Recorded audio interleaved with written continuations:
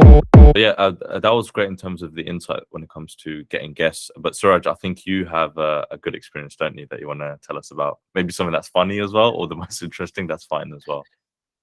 Yeah, well, it was sort of like we at this point had recorded maybe 9 episodes or so. And as James said early in this episode, that it was like very formulaic. We kind of had this fixed approach that would come in. So we had just kind of pivoted, kind of decided, right, we're not going to go and ask them about every area of their business. So we had this dude called Andrew from Los Angeles come on from Santa Monica, and at this point it was kind of like everyone that we'd brought on we knew them through Yeah. university or through personal network, and this was one of the first guys who had come in through Twitter. And what interested me about the experience was just how chill and relaxed he seemed. Do you know what I mean? Because he comes on and he has some like interest in antiques and shit in the background. So James starts asking him about that, going off this new free flowing philosophy that we decided on, and we're chatting, and then we start talking about business. And man, the dude just starts cussing, and he's chilled out. He's like, "Yeah, why the fuck would you do that? This and that." And I'm like, "Yes," because at that point I'd never sworn on the podcast at that point, and like in general, day to day, I swear quite a lot. that's the thing. I tend to swear quite a lot. Much to my mum's disgust, of course, but I'll not get into that. So I naturally just felt so much more ease, and that kind of opened up this whole new paradigm to me of like, oh, this is a way that we could potentially go if it's like have the conversation as if you're sitting there in person. Like don't hold back, because if I was at an event and I said like, yeah, I don't really give like that stuff, like it's a bit of bullshit. Like they're not going to turn around and be like, oh, you can't swear. Like they're just going to be like, yeah, it's true, it is bullshit, or whatever. They might just, if they don't swear, they might say something. So not that it was all about swearing, but it was more about comfort and more about just be yourself, just go with the flow, make the jokes that you'd normally make, within moderation, of course. And then that really switched up my mentality when I'm recording podcasts, and I became a lot more comfortable doing it. But another thing in general, I'd say, generally speaking, having guests from all around the world is very, very interesting, because you start seeing like the difference in cultures, the difference in the natural difference in personalities, but also in like, for example, we had a couple of guests come on from Nigeria, based in Nigeria. One so far, we have one scheduled to come on in a couple of months, and like his life was just completely different than anything I'd experienced. Like, he was telling us that he used to sleep in containers on the side of the road because he didn't have any food or any money. And just his communication style was just different than we'd experienced. So that was kind of cool. Do you know what I mean? It was like we've gone international now at this point. So it's like whenever we're bringing new guests on and reaching out to them, like, yeah, we have our network and our portfolio of guests is completely global. We have people from San Francisco, from Minneapolis, from New York, Boston, Singapore, India, Asia, Europe, all around Europe, Africa. So it's like it's all over, right? So that to me has been a huge plus from doing this, is kind of getting not just immersed in the London startup ecosystem, even though that's where we're both like naturally based, but getting immersed in like the global startup ecosystem. And because you learn more about problems then that exist in different countries, you learn more about mentalities, you learn about their general approach to life. And that's something that you can use in your own journey at some point. Because if you're solving a problem, I remember hearing this when I was maybe 17, 18. It's like, if you solve a problem that 1,000 people face, you probably become, someone who makes a few grand. You solve a problem tens of thousands of people face, probably make a few hundred Ks or maybe a mil. You solve a problem 1 million people face, probably become multimillionaire. Solve a problem 1 billion people face, you're inbound to becoming a billionaire. That's what billionaires do. They solve bigger problems that more people face, right? And that's you can make the argument, oh well, you can solve a problem that some big companies face and they'll pay billions for it over time. Yeah, it's true, but like it's just a general kind of it's still the same analogy that I found really useful, because right? a company is made up of people, so you're solving actually their problems as well. So an analogy still stands. Yeah. Exactly. How expensive the problem is too. Yeah. I just want to touch on based on the fact that because you had so many different guests from all over the world, like you mentioned, in terms of like, because you see like the person from Nigeria facing a certain hardship where he was sleeping in a container, and there's probably others who face similar or different sort of hardships. What does that tell you about different mindsets of different cultures? I think that's an interesting one, because we did have a guy come on from the United States. He was based in San Francisco, I think, and he was talking about how he sort of felt it as an obligation to build a company that helped the world, because he'd grown up with all the comforts that you could possibly want in a first world country. So he says, I've been given this platform. I should do something with it. Like, it would be a disgrace not to, because I have so much opportunity compared to the rest of the world. So he saw it as a responsibility of his that, I've got this huge head start compared to most people. So I gotta make sure that I progress adequately. I think in terms of it specifically, I mean, we haven't heard another story like that one so far. Like, this guy sleeping in containers, then became the advisor to the vice president of Nigeria. Pretty big dude in Nigeria. So his mentality was awesome, because he just had no time for excuses, no time for entitlement, no time for none of that crap. He was like, you have to do something positive with your life. You have to get down to it. You have to face your hardships, own your hardships, and overcome them. You can't give yourself a break because you're tired, because like you think that, oh, I've got it so bad I can't do anymore. So that was motivational to me, for sure, because I grew up traveling to India every single year to see my family, and seeing mass poverty every time I'd come back. And I was like, oh crap, that's insane. So I sort of felt the same thing growing up. I was like, well, if certain people can kind of come out of that and get themselves an education and a good job, then me doing the exact same thing is not enough in my life. Because I even though we were like, when I was 4 or 5 years old, we're like a middle class family living in like a slightly dodgy suburb of Dublin, right? But to me, it was the lap of luxury. It was like, this is like paradise compared to stuff that I've seen back in India. So I never thought like, oh yeah, it'd be nice to live in a mansion, or we're growing up relatively poor, because it was a dodgy sort of estate, right? But I think that stuck with me a lot, and that so when he said that, that resonated a lot with me, because I was like, you came from the real stuff, like you came from really, really underprivileged background, and like you've come to a point that's unbelievably impressive. So I think, yeah, different countries definitely have different mentalities and different philosophies towards life and business, but it's all about your environment and what you've grown up in and the hardships that you faced, because those are two very contrasting things, right? One of the guys is thinking about the profile of the other guy and thinking, well, I didn't have that, so I got to push myself to go do something extraordinary. The other guy's been in that circumstance and he's got the same thing, but he's built. You could say that he's built it through the roughest environment possible. So I think it's quite cool just seeing the parallels. But one thing I'd say that is common between all the entrepreneurs that we've interviewed is that they're all very resilient in their own way. And I think resilience looks different when it's displayed in different people. Because if you asked me a couple of years ago, what is resilience to you? I would have probably quoted David Goggins. I'm sure you guys would have heard of him. Yeah. And I'm a big David Goggins fan. I would have quoted him. I would have been like, this is resilience. This is the definition of resilience. But there's so many people out there that are not as hard on the exterior as Mr. Goggins, but they're also extremely resilient in their own way. They've got a much more softer, passive way of dealing. It looks soft, it looks passive, but really the actions that they're taking and the resilience internally in their own mind is equally ferocious. So sort of learning never to judge a book by its cover. And it's something I mentioned relatively recently, that like I always thought the archetypal entrepreneur would be like the big dreamer, always thinking everything's possible, like a Steve Jobs kind of character, something that I personally related to. And then after speaking to so many entrepreneurs, I kind of thought, well, that is complete garbage, because I've met people way more successful than me that are nothing like that. If I'd met them on a bar on a Saturday, I might have not looked twice.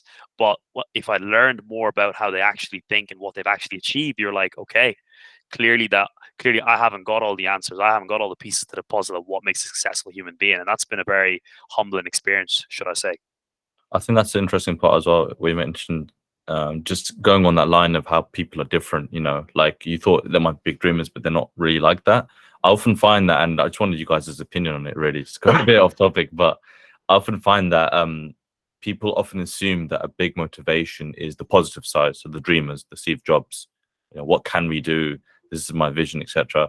But actually, sometimes a good motivation can be the other side. It can be fear almost. You're trying to stop something from happening, or for example, like you mentioned, when you went to India, you saw poverty at a different scale than you did here. I've had an experience as well where I saw something which I didn't really when I was younger, and that fear kind of motivates and drives me just as much as where I want to go. So I suppose it's I just wanted your opinion on that really, because I know you guys have a vision and you stuck to it, but is that sort of a motivation as well when you listen to different people's stories that, oh, you know what, I'm going to keep on going because I don't want to be there rather than I want to get there? It's a very interesting question. I don't know if you guys listened to 20 VC with Harry Stebbings, where he interviews venture capitalists. But basically, he has a question that he asks every time out, and it's like, what are you running towards, and what are you running from? Which I think is the same question you're asking. Is like, I think everyone in their life, they have that pull of who they want to be in 1 year, 5 years, 10 years. But as you've really well put, is like equally as strong as that is, what am I running away from? Like, what is the person that I don't want to be? For me personally, it's always like I'm huge into like fitness and all of this, and I'm an athlete, and I've lived and breathed it for more than half my life, and it all ties into kind of meeting potential.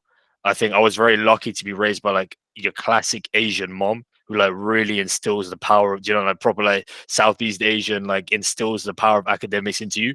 And she was really strict to me when I was younger.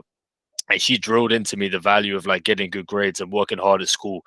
And I've really carried that forward in my life. So I think in terms of the kind of person that I'm running away from is someone who doesn't make the best account of themselves, right? I always want to be the guy who's like, whenever I'm doing anything, I want to put 100% into it. I want to make the best account of myself possible. I want to achieve my potential, essentially. So while you can have kind of visions about who you want to be in the next 5 years or so, I think for me, a much stronger motivator is kind of looking at the person I could be had I not taken all the steps that I do. And a lot of it is like, we just don't get taught this stuff in school, right? You don't get taught this stuff at school, or, anyone who's unlucky enough to not have like a proper mother or father figure as well, there's no one to tell them these kind of things. So maybe they go down a path that one of their peers has gone down, or maybe they just follow the standard path of study hard and get a job and this and that, and they're never able to actually think outside the box on what's possible. But I think all four of us here, like we're switched on enough to see that we have the opportunities to think outside the box and kind of create the future that we want for ourselves. And I'm sure that's a big reason why I started the podcast, and I'm sure it is for you guys as well.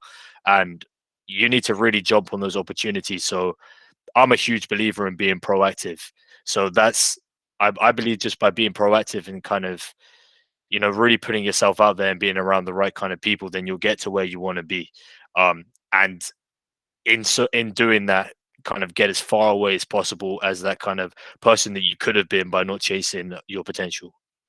Yeah, I think like as you kind of progress, your why sometimes may change, but the actual base of it or the foundation of it keeps on staying the same, and you just kind of, just like you elevate any other product that you're making, or any content that you're creating, whatever, your reasoning keeps on elevating at the same time.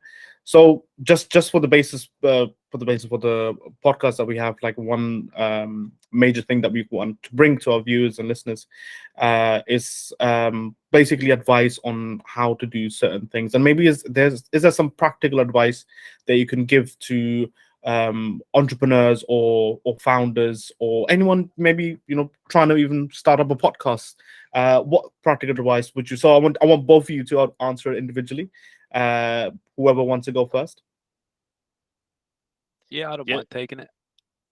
I think practical advice of doing anything really, right, is like knowing why you want to do it first and foremost.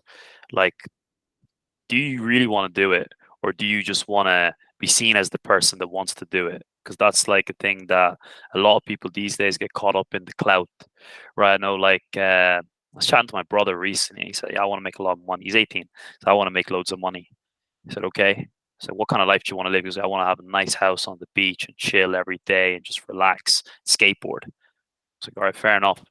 It's like, you do know making a lot of money is not going to look like that. It's going to probably be a bit more stressful than that at some point. Like there's going to be a lot of perseverance, difficulty, and failure involved in the process. He was like, yeah, true. And then I was like, how much money do you want to make? Like just as a ballpark, like what you actually want to do? And he was like, oh no, like 100K a year would be pretty good.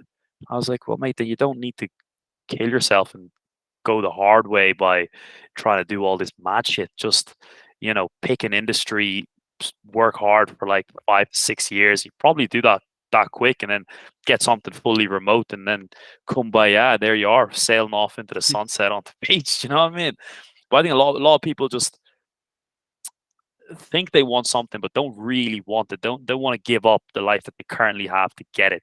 So really knowing what you want. I think it's a fair point that you made there, like about like what do you not want to be then?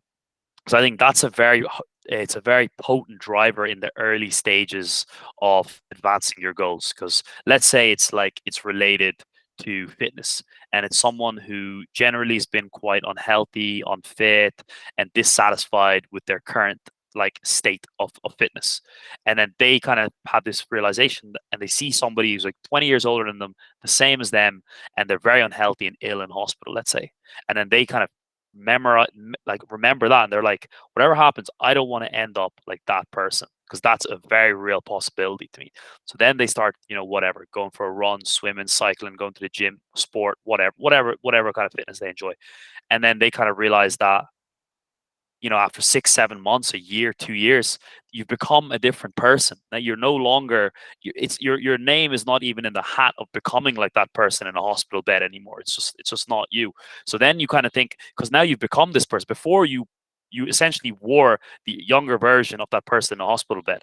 Now you're a completely new person. So your role models and what you aspire to completely changes, because it would be futile to compare to the person in the hospital bed after you've achieved a certain level of fitness and think, oh yeah, look, I'm not like that person, so I'm doing good, I'm doing great. Well, you won't keep going to the gym if you do that. You won't keep staying fit if you do that, because you'll think, I've made it, I don't need to do it anymore now, I'm done. And then you'll stop.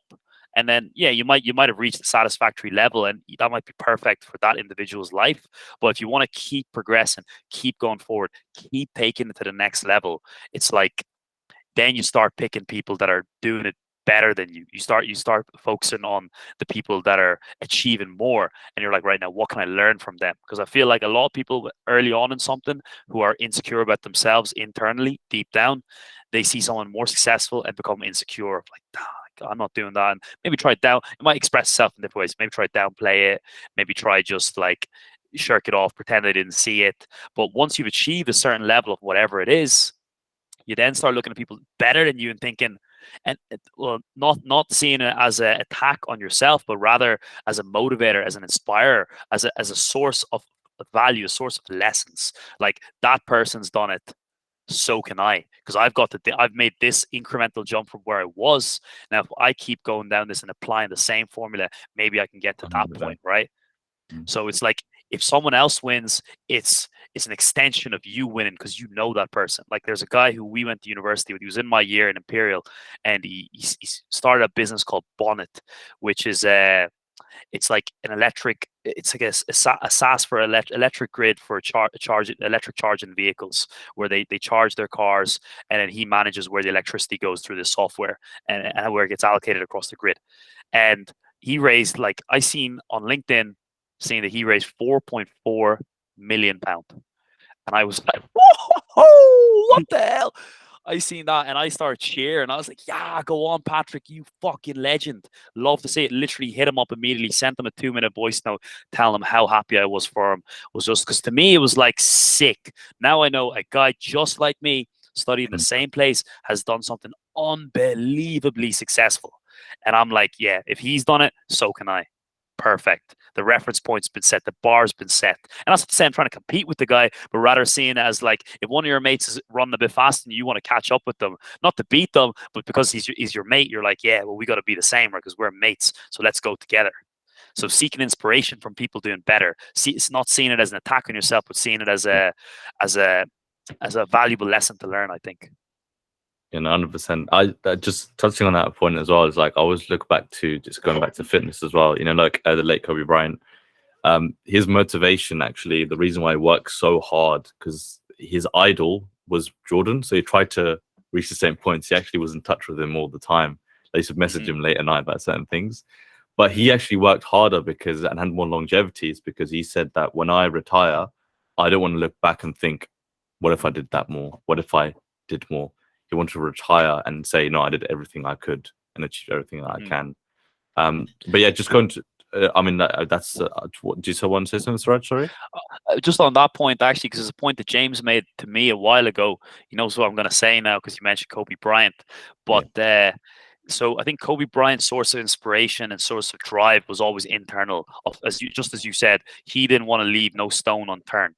He always wanted to know that I gave my best, the best that I could possibly give, and I know I have more because he believed his potential was unlimited. Whereas if you look at Michael Jordan, his mentality was very externalized source of drive. It's like if someone parred him off, he'd be like, "So I took that personal."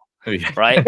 And it's like I would say, James made a point to me because my source of drive is considerably more external than his. So I'm not comparing James and myself to Jordan and Brian in any form here, but in terms of how I take inspiration, it's very much like someone said you can't do something. It's like, okay, oh, you think so?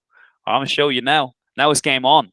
Now it's game on. Whereas James is very much more focused on his internal state of mind of like, I know I have more potential in this. I'm not going to leave any stone unturned. I'm going to do this. So maybe James will be the billionaire and I'll be the millionaire, but I'll still be happy. It's all right. Now we're going to the top together, man. You just said we need to run alongside each other. I'm not going there without you. That's it. That's Amazing. it. Wow.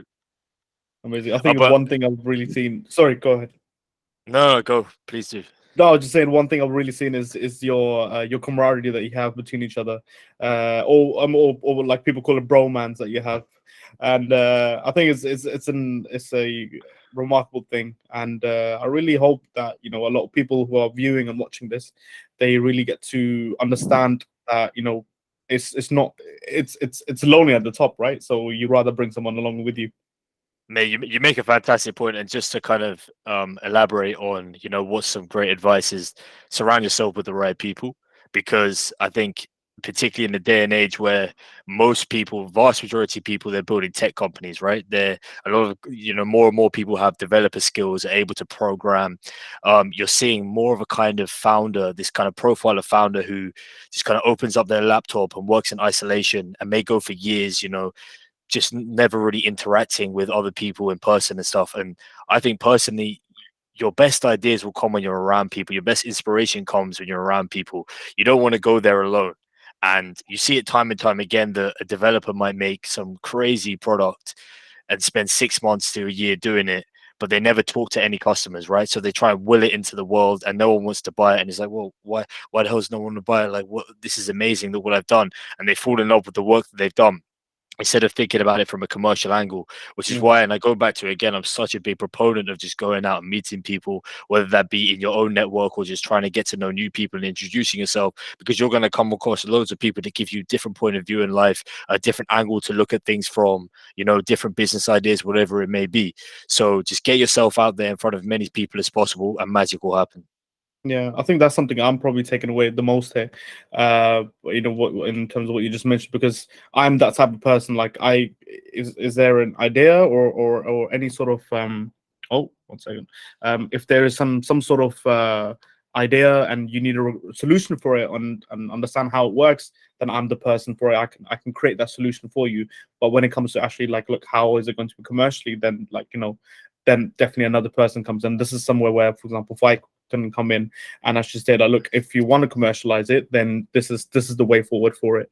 And and I totally agree. Like, the quality someone else can bring will potentially bridge the gap between you and another business or your customers and your success if you put it quite bluntly. So yeah, I mean, I think it ties it quite nicely as well. What we mentioned right at the beginning, the reason why you guys started the podcast, networking. I mean, you're going to be surrounded by the right people through networking.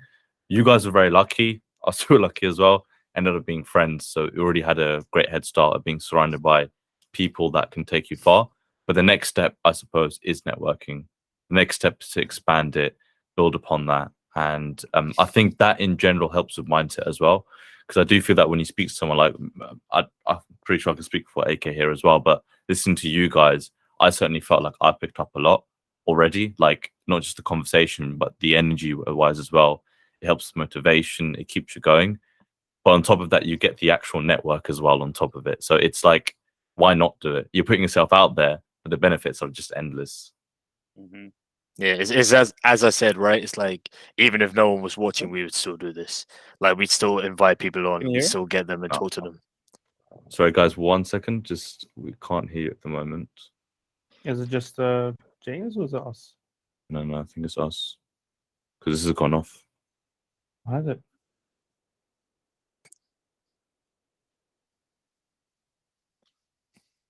Give that a go now? Can you hear us? Yeah, I now can- we can hear you. Yeah, yeah, great. so sorry about that, James. If you go ahead again. No, that was it really. I mean, you got to think about kind of. I think Suraj touched on it. Like, what's your why? Why are you doing it? And if there was no one listening to us, we would still do it because we're very much interested in the startup ecosystem. We want to become founders. We're building products together in the background as well. We're talking to customers, talking to people all the time. So I think the beauty of a podcast is it can feed into so many different avenues. So yeah, I don't think that anyone should just pick up the mic and just have a conversation with some beers around a table with your mates, because like not a lot of people want to listen to that. But if you're actually doing something that kind of feeds into your day to day or where you want to be in the next couple of years, and the podcast is actually going to be an accelerant for that, that's a reason for starting a podcast. Like I've spoken to a lot of guys who have done countless numbers of episodes, and another thing I always hear is try and make your podcast a funnel for your leads. So if you're selling a product, you need to make sure you position that podcast to be a funnel that's just going to collect people that would be interested in the services that you provide. So we're starting to do things like this. So we have like affiliate market partnerships with people who kind of offer pitch deck services, fundraising services. If you're looking to fundraise and you need help with who to contact or how to go about it, then we can help you with that.